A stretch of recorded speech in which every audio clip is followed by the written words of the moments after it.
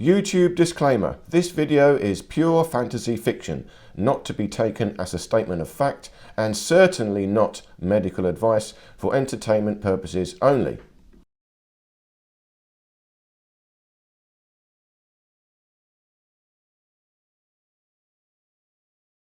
Hi there, my name is Toby, and on this video I want to talk about psychedelics and metaphysics. And what is the connection between the two?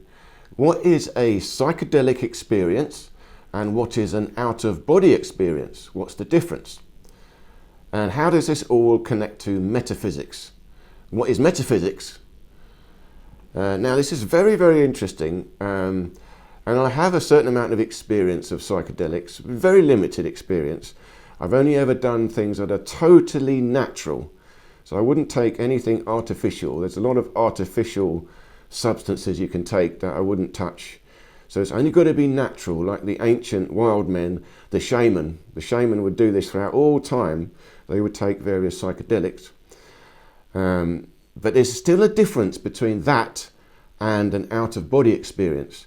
You see, my best experiences of all time, my best psychic or psychedelic experiences were natural. Totally natural. I took no substances for them.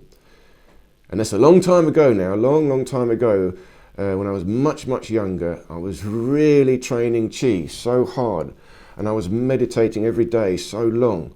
I lived my life like that. And so when I slept at night, I would be having experiences in my dreams.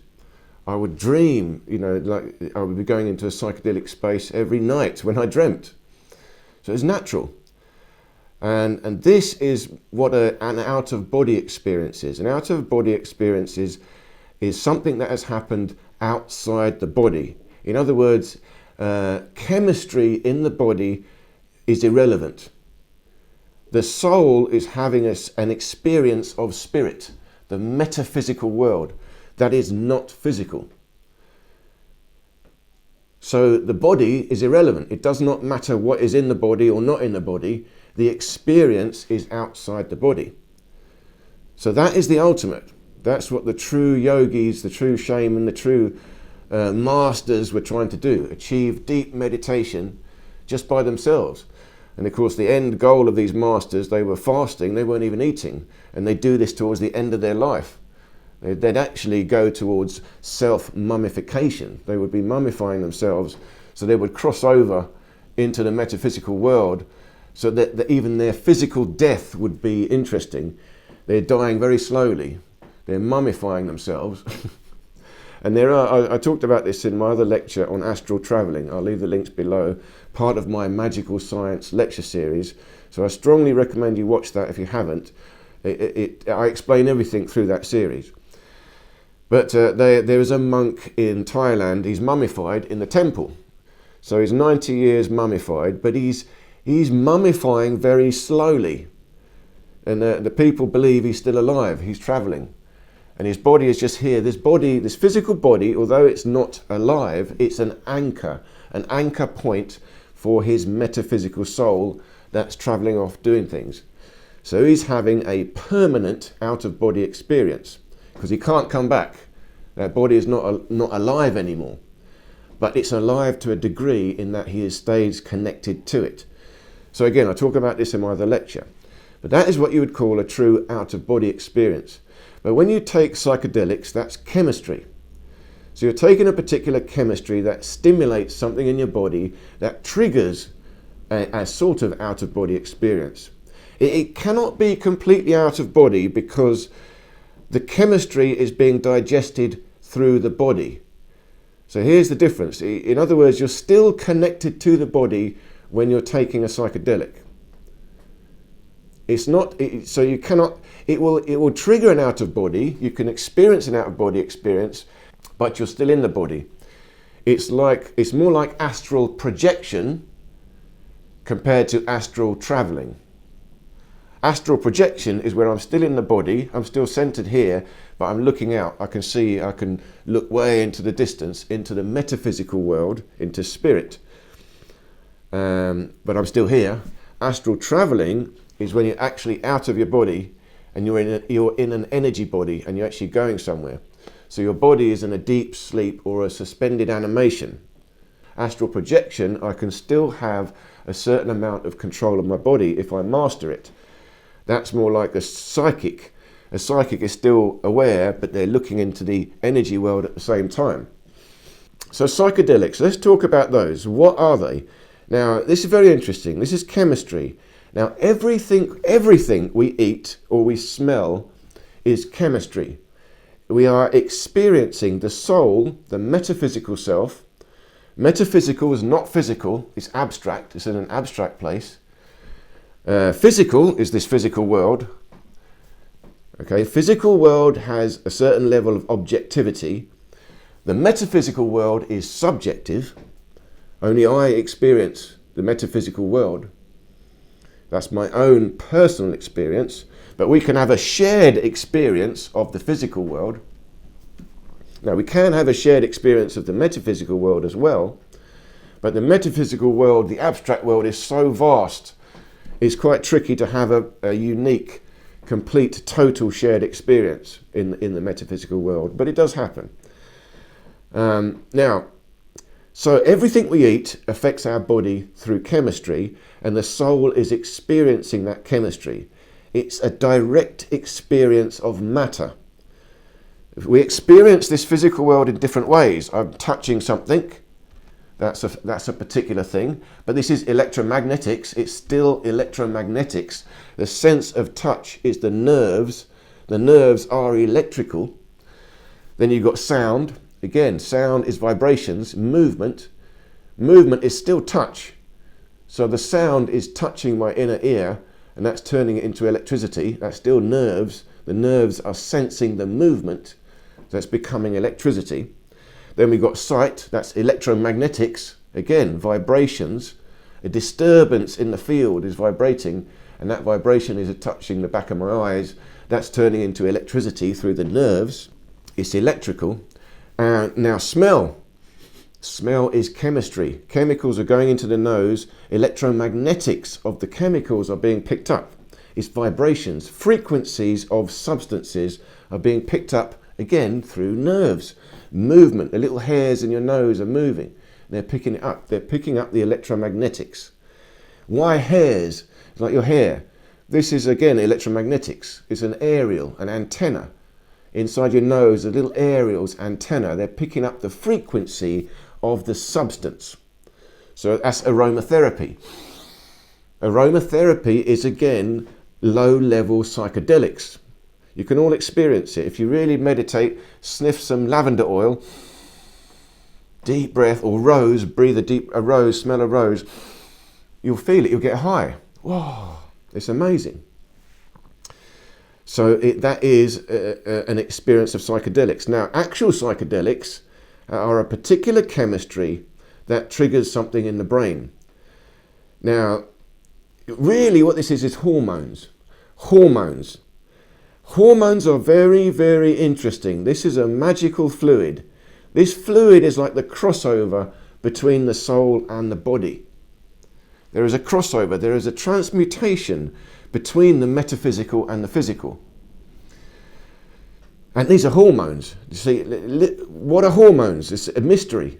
Not enough research, no serious research has been done into this, but all the ancient esoteric practices knew about hormones.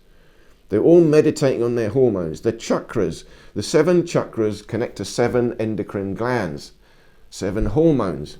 And actually there are 8. There's one more. There's one more hormone. The 8th chakra is here in the mouth. It's the saliva gland. Now don't call that an endocrine gland, but it's an esoteric gland. Very, very important. The saliva gland is extremely important in the Taoist practice in Qigong. They collect energy in the saliva and then they swallow it. So when you swallow the saliva, you're swallowing qi energy.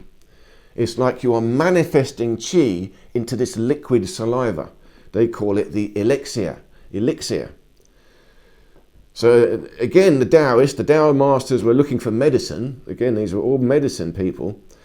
And they were looking for the pill of immortality. They were trying to find a medicine that would make them immortal. So they eat this pill, and it would be psychedelic. They would have psychedelic experiences from this as well. But they found in the long term, taking a substance like that, still, it always had an element of poison to it. So it was very difficult, or they discovered it was impossible really to get immortality from a medicine. You can't quite do it, because everything you take, particularly in the plant kingdom, is a pro and a con. There's some medicine, there's some poison in every plant. In every plant, there's a bit of both. Now, animal products, food, when you eat animal products, is different. The animal has digested the plants, and now when you eat the flesh of the animal, it is already assimilated. The poisons have been assimilated. Of course, you can have elements of poison in the flesh, but good quality organic natural meat is very little. There's no poison really in that. It's all food and very easy to digest. So that is different to these. That doesn't stimulate the hormones quite the same way, or rather, it stimulates the lower hormones, the hormones that keep the body alive. Let's just go through the hormones step by step. So you've got the base hormone, which is the sexual energy, testosterone, estrogen, the testicles and the ovaries. So this would connect to the chakras, the base chakra. Now again, different people connect it to the chakras slightly differently. This is my way of doing it. Then you've got the second one, which is adrenaline. Adrenaline is in the kidneys, and that will connect to the next chakra. Then after adrenaline, you've got insulin. That is the solar plexus. Then after that, you've got the heart. That's the thymus gland. I can't remember what that hormone is called, but it's in the heart. They connect that to the immune system. And then you've got the throat. This is the thyroid gland, growth hormone. Then it goes up to the next one, which is the third eye, which is the pituitary gland. Now we're going into the brain. In the number 7, the crown of the head connects to the pineal gland.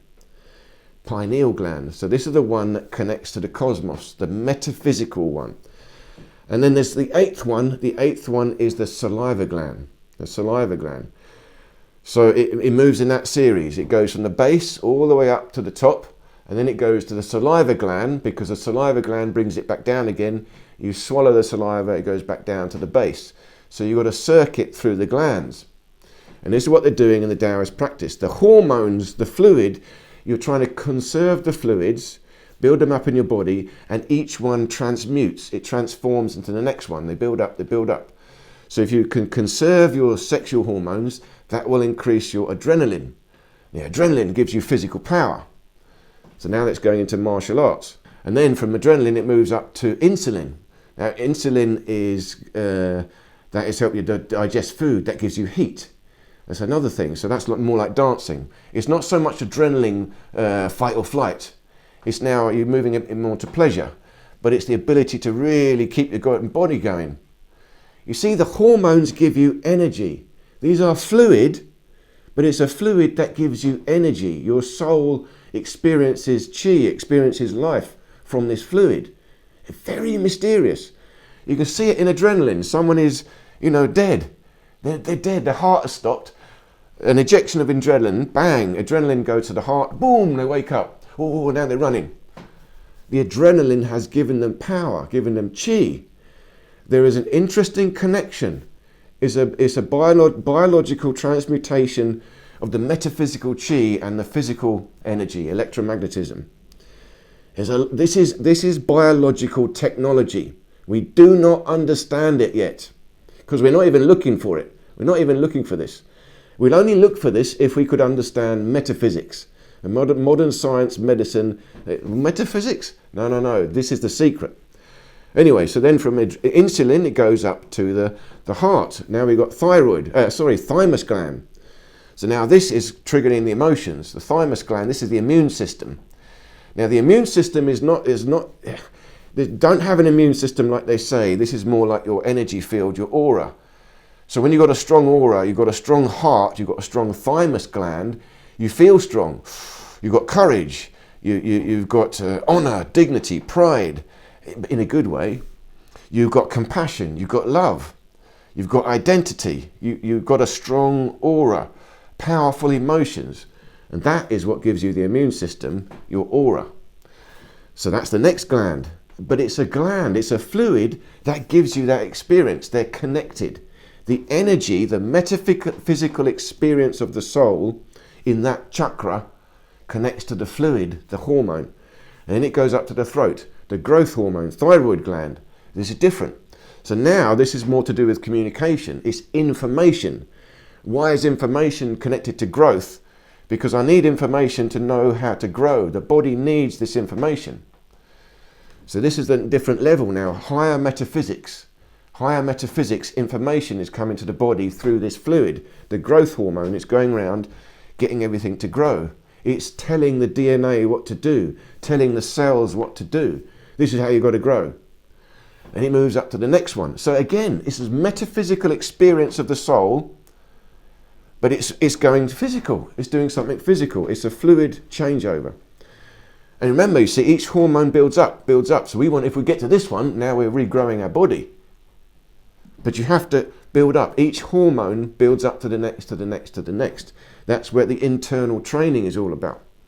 And then you go up to the pituitary gland. So now we're in the brain. Now this is interesting. This is like the seat of consciousness. This is now your absolute awareness. You've got a control of your body. The pituitary gland is like the part of the brain that controls everything. It's connecting to everything. But now, if that hormone in the pituitary gland is active, I'm building up that hormone. It's like the soul has got this power. I actually got the power to take charge of internal processes in my body. So there's a higher metaphysical information, energy, is now directly controlling the body. So now we're reaching another level of mastery over the body. But then the next one after that is the pineal gland. The pineal gland, now this is the most interesting one. This is the mysterious gland. And this is what makes us more unique. We've got this pineal gland. It's a big thing. It's got crystals. It's big, but you know, it's an actual thing.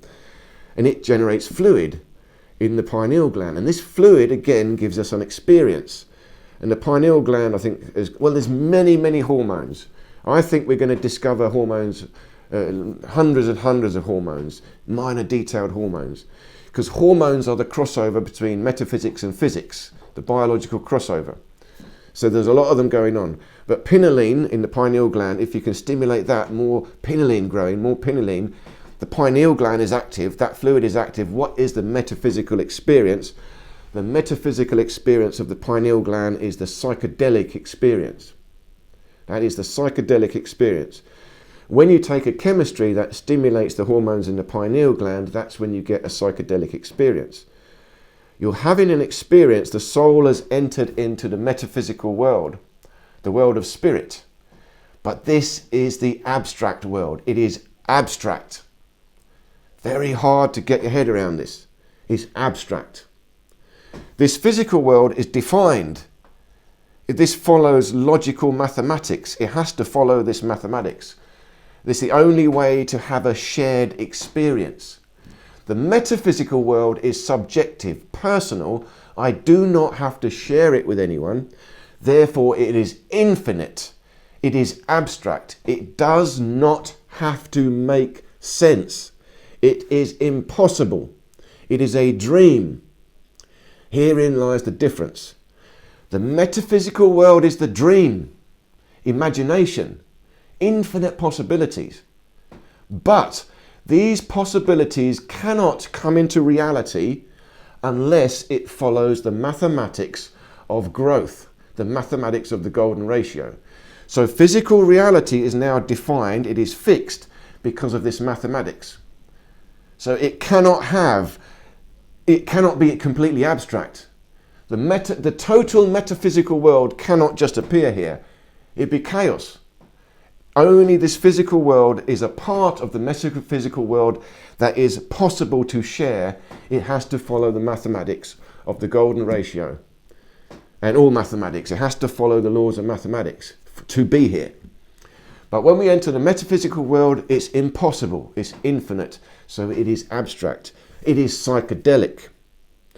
So you hear sounds, random patterns, you see lights, and sometimes you hear voices. that now is becoming defined. If you hear a voice talking to you, it's getting more defined, but you don't really know, you cannot say what that voice is. You know, you might think it's a being talking to you, but you cannot even make that judgment. It's the pure metaphysical abstract world. And you are interpreting that in your own way. So you might hear a voice, you're interpreting it, but you might just hear a sound. This is hallucinations. You get auditory hallucinations in psychedelics, you get visual hallucinations, because the chemistry has triggered the glands in your brain internally. So the brain is still having the same effect. It's still having the same effect of seeing something, but it's not seeing something. It's just the chemistry triggering the brain to think it's seeing something. In other words, the brain is seeing the abstract metaphysical world directly. That is what the pineal gland is doing. The pineal gland is tuning in to the metaphysical world directly, and it's receiving all this abstract information, infinite abstract information. But then it goes to the pituitary gland. The pituitary gland's got to filter it and translate it down into the body, something a bit more useful. A bit more useful. We've got to understand what the dream is. It is just a dream. We must not take it too seriously. You see, a lot of psychics don't really understand it either. They're having very clear information coming to them, and they'll just tell you, oh, I see this is going to happen, this is going to happen. Got to be careful. You've got to be careful, because you are interpreting abstract information. It's always abstract. It's got to be interpreted by you, your mind. You've got to use your logical mind to interpret the abstract metaphysical information. The dream. It's just a dream. And the best way you can have this experience, I said, is by internal practice, doing the chi. There's a circulation of chi, it goes around like this. So it goes up the spine, down the front, up the spine, down the front. But just by breathing the chi, circulating up and down, and again, the yogis have it, it's kundalini, is the same thing, kundalini yoga, same thing. And then the last one, after the pineal gland, is the saliva gland. So nobody talks about this. This is the 8th chakra. There's one more. You see, it goes up, up, up, up. Each one has got a different gap. There's about 11 centimeters gap between each chakra. But then they miss this one out. So from here to here, it jumps. But there's not, there's one more.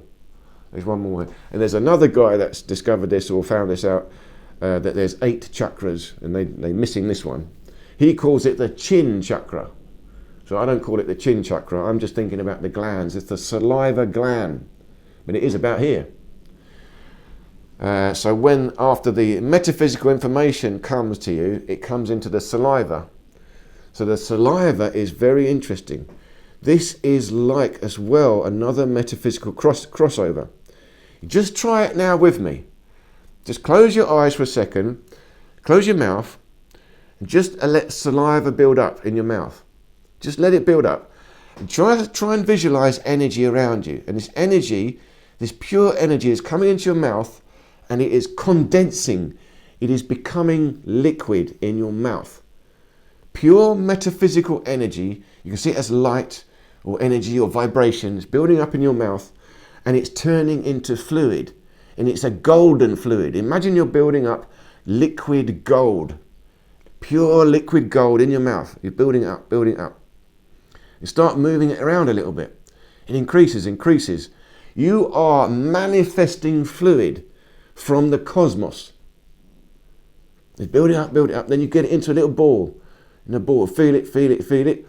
And then when you feel it, you really feel it, concentrate, bring it to the back of your throat, and swallow it down. And swallow it down, follow it in your mind's eye all the way down, deep down into your belly, below the navel, right into your belly. And there you feel the energy collect in your belly, like you're eating food. You're digesting it. It goes all the way down, and it goes all the way down back to your base hormone, starting again, building up your energy. This is how we circulate the hormonal fluid in our body. So that is the secret of longevity, the secret of immortality. It's not a pill. It's not a medicine, it's the internal circulation. You create a closed circuit, and that can go round and round and round, like an oyster. An oyster can live thousands of years. They discovered an oyster, I think, thousands of years old, But they killed it when they were researching it and watching it. But psychedelics, you'll find it as you meditate. You might find it, again, and it's in the dreams. Mostly when you sleep, go into a deep, relaxed state, and you'll see it in your dreams. You'll have more experience in your dreams. This is the natural psychedelics you have every day, every night. It's just the natural. It's the hormones just rebalancing themselves. All of them, including the pineal gland. But the pineal gland is crystal, the little nano crystals in the pineal gland. So they are receivers, like these. This receives metaphysical information as well as light. Physical information and metaphysical information can be picked up by crystals. It's picked up by the crystal in your pineal gland. And psychedelics are when you trigger these glands from the inside. They're triggered through chemistry. Like I said, food, as you eat food, it's chemistry, but it triggers the insulin. It triggers the lower glands. It triggers them just to get your body moving. Then you've got different herbal medicines. When you take a herbal medicine, it will affect different glands. For example, it might affect the thymus gland. It improves the thymus gland, the heart. You take a herb that stimulates the thymus gland, that improves your heart, lifts your spirits, that builds your immune system. That's why it's a medicine. You take another herb or another thing that stimulates the thyroid, the growth hormone. That triggers that hormone, stimulates it, so now it helps your growth. So every chemistry will have a different effect on the hormone system. And of course now we're taking poisons, they're hormone disruptors. They reduce the efficiency of your hormones. And if you take a hormone disruptor, disrupts the pineal gland, calcifies the pineal gland, we know that now, then you're reducing the efficiency of it. You can't pick up the metaphysical information so much.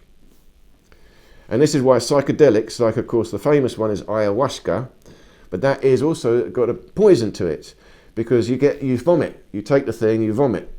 But you have to take it, you bear it. Once it got in your system, then you vomit it all out, So I never did that one because I don't like that idea. The most I've done is mushrooms, long time ago. They're natural. I did all the work to research it and find them. I searched them out like a shaman. I tuned into the nature. Once I found them, I found a magic place where they grow. And then I picked them. I went into deep meditation and then I took them. So I took it very seriously like a shaman. But like I said, amazing, very interesting experiences, very powerful, but nothing compared to my true out-of-body experiences. From my younger days, I still have them now, but I'm different now. My body is older, it's been through a lot more, and I'm also not so bothered. I'm not so bothered to travel into the abstract. I've been there enough. I know what abstract is. I'm interested now in focusing, controlling it all and directing it into my life, into this body to regenerate. I don't need to dream so much. I know all the dreams. I'm interested in wisdom. See, psychedelics are distracting. They're also distracting from your true purpose. So you've got to be aware of that. You see the lights. I see the colour. Oh, a voice is talking to me. Oh, he says something interesting. Yeah, think about what he said. Was it really interesting? Analyse the information. I don't care about the voice. What's the information? I don't care about the lights. What's the energy? What benefit did they give me? It's about the feeling in my life. How can I translate it into something useful? And it's the same with meditation. Kundalini. They all have these psychedelic experiences and you think you're advancing. You get masters, Kundalini masters, Yogi masters, and they really believe they're hype because they're psychic now. They can do these psychic powers. In yoga, they call it Viddhi Siddhi,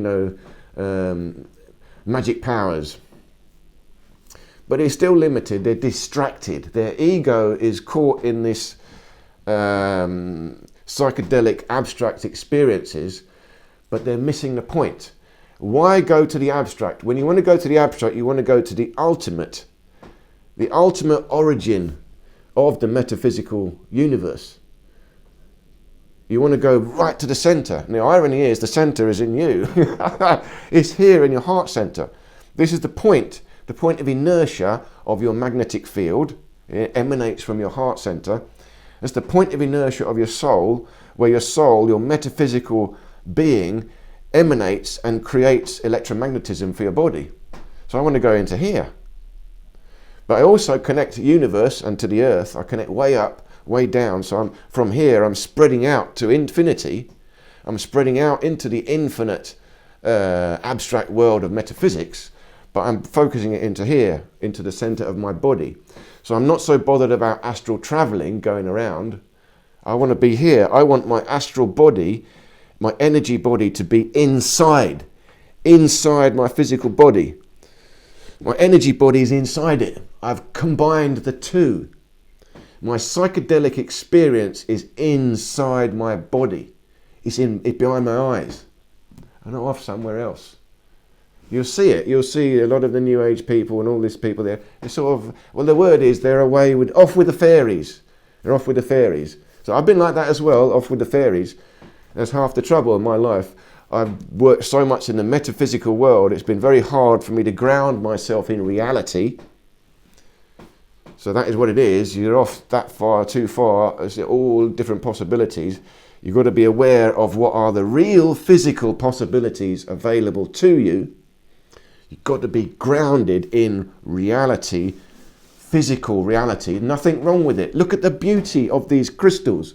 Physical reality is also heaven. These are heavenly things. Look, they're not perfect. It's imperfect, but it's perfect. There's no break on this crystal. Only here, I selected this for perfection. This is perfect. This is heavenly. This will resonate with the ultimate origin of metaphysics as well. That's what healing is. But it will also resonate with anything going on in my head. This could resonate with my total madness as well. This could resonate with evil as well. If I was an evil person, I still could use this. They do. It's nothing. It's not this.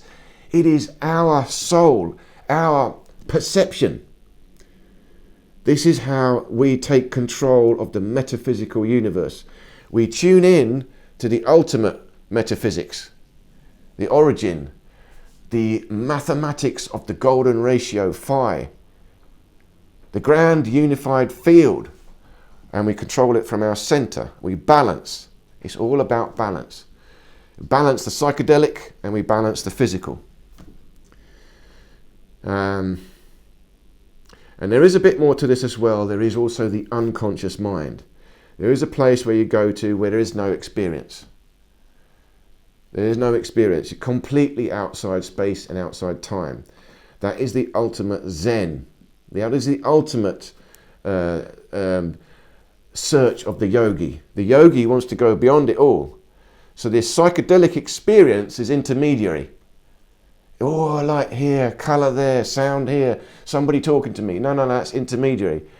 The ultimate Zen is total silence, total bodilessness. It's outside time and space. There is no experience at all. You are unconscious. So even in sleeping, you will dream, but you want to get to the unconscious, no dream.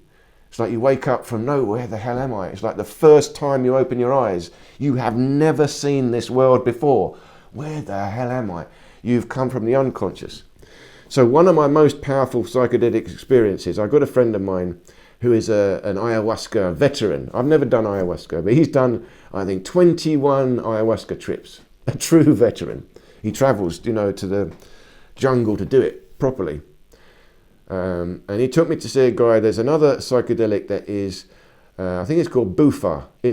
What it is a Sonoran desert toad. There's a toad, and it secretes a venom, and this venom is psychedelic. So what they do is they naturally do it. No toad is harmed. They just scrape the venom off the back of the toad, then they dry it in the sun, and it becomes crystalline, little crystals, and then you vaporize the crystals. So again, it's crystalline. This is very interesting. Now, this does not come from the plant kingdom. It comes from the animal kingdom. Very interesting to me. So I had to try this. I had to see what this one was like. And they say this is much more powerful than ayahuasca. I don't know, 20 times more powerful. And it's quick. Ayahuasca take you overnight. It's because you've got to digest it. You get sick and it take you 12 hours to go through it and then you come out. This one, the Sonoran Desert Toad Bufo, lasts half an hour. You go on the trip and you're back in half an hour. Oh, all right, okay. So let's see. So I'm experienced in this. So I thought, oh yeah, it's not going to be a big deal for me. But it was very powerful. So what they told me when I did it, it said, well, you're going to go unconscious. You're going to go unconscious. So I thought, well, I've got so much experience there, so let's see if I actually do go unconscious. I was skeptical. I thought, well, I probably won't. But of course I did. So they have to do it very carefully, and someone stands behind you in case you fall over. But so anyway, I did the thing. You inhale it. And as you inhale it, your hands go up. So it's literally like doing a chi, and then you go down. So as you go up, up, and then you suddenly go unconscious. So it's literally like you pass out. And that's when you reach the timeless state. So that's why it's the most powerful psychedelic. It's bypassing all these lights and colours, all the journey. There's no journey. You've gone straight to the unconscious. Boom! You're unconscious. And then you slowly come back. When you come back, you go through lots of different experiences. People have catharsis. You know, they'll scream and shout and move about, or you do different things. That's when your ego, you have bypassed the ego. You've lost all self-awareness. You've gone totally into the metaphysical world, the unification of everything. You're no longer a separate soul. You've entered into all the souls. So you go into a period where there's no ego, and you don't know what's happening in that period. You have no idea what's true, and then you come back. And as you come back, you think, I mean, I thought it must have been 10, 12 hours. I don't know idea. How long was it? 20 minutes. 20 minutes? You've gone to a timeless state. Unconscious. There's no space. There's no time. It could have been 100 years. I didn't know. So anyway, what happened to me is I went up, and then my hands went down. I made this powerful growling sound. Because I've done so much chi, I know what's going to happen. I know that it's going to trigger a chi experience. So I stood in a good stance and I was ready to ground it deep into my bones. That's what I did. My hands went down into two fists. And I locked into a sort of a stance, horse riding stance. And then I just stood there. So I didn't know what I did. And then I dropped to my knees. So I stood stationary, nothing. I didn't fall over, nothing. And then I dropped to my knees and then I stayed in the child's pose. And then I came up from there. I had my own little catharsis. My own little catharsis. For me, my catharsis was exhaustion. I was tired. I'm so tired. It was just letting go of tiredness. And then I came back. I came back, I was energized with chi. So it was very, very powerful. Very, very powerful. But it was direct to the unconscious. This is my point. We want to go direct to the unconscious, bypass even the psychedelics. So that's what we're doing. Deep into the unconscious, find it in the center of our soul. You may have this experience, the psychedelics, but it's just a dream. It's the experience of the chi. It's experience of the metaphysical energy moving. And in its experience of the physical energy, you're also experiencing electromagnetism as well. That is an experience. It's happening in time. So it's a crossover. The unconscious is truly outside time because you're unconscious. Consciousness, experiencing something is still, it's a crossover. It's still time. So it's still a crossover between the metaphysical and the physical. Unconscious is truly gone into the metaphysics. It's total Zen. So I hope this made sense. Please do leave me any questions. And of course, I've got a lot more to say about this and I may come back to it in time. But I wanted to give an introduction to psychedelics, and the best psychedelic is your own internal training.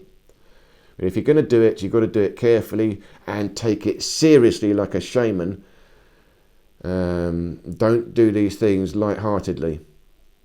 Take it seriously. It's a journey and it's a healing medicine. Now, you proved it now. You can actually get this on a prescription. They can prescribe you mushrooms for depression. It helps depression. They know it's medicine now, but it always was medicine. Soul medicine. It's medicine that connects to the metaphysics and the physics. It bridges the two. It bridges the two. So thank you so much again for listening to me. I do appreciate you spending your time listening to me. And I do look forward to seeing you in any of these other videos here.